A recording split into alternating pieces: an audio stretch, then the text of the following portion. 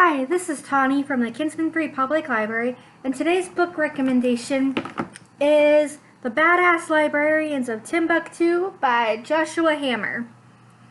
I first read this book because of the title. I am a sucker for eye-catching titles, and I don't know what's more eye-catching than librarians being described as badass.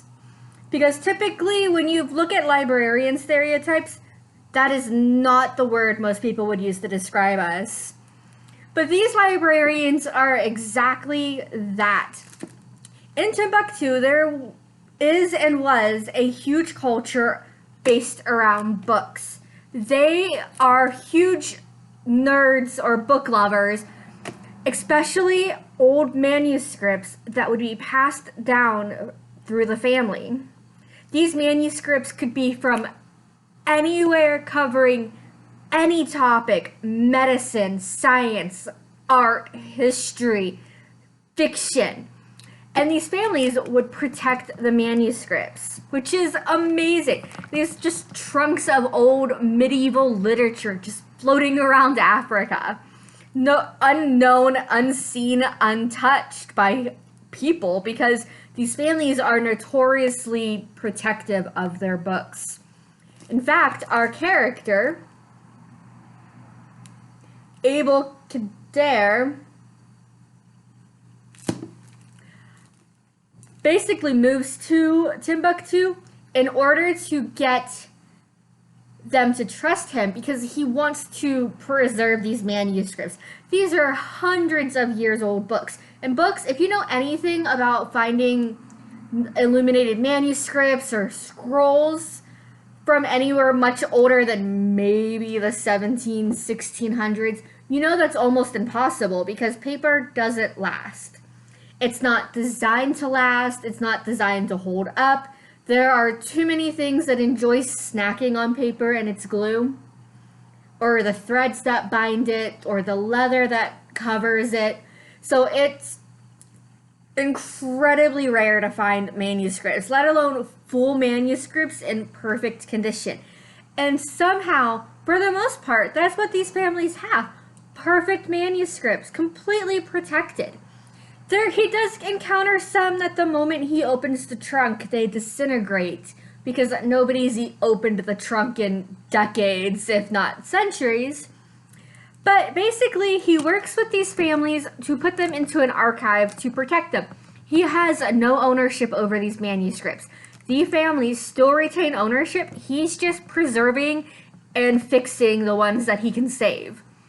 This also, unfortunately, is about the time, as all of this is going down, the Middle East destabilizes. And we get the rise of the Taliban and Boko Haram and all other sorts of fanatical organizations in the area who take these books, some of them which could be considered critical of Islam or even not agreeing with the science that the fanatics think Islam is teaching. These groups actually sought to destroy the manuscripts, and in order to protect the manuscripts, the librarians and the gentleman who creates the archive to protect them secret them away, volume by volume, family member by family member, in order to make sure the books don't vanish and get destroyed. The story is insane. It's impossible. I was constantly afraid for them, the librarians, the archivist, just the sheer bravery it takes to stand up against censorship and protect what you think is valuable and worth sharing with future generations is an incredibly admirable thing. In fact, if you go on ALA, one of the main things that librarians are meant to do is to protect against censorship.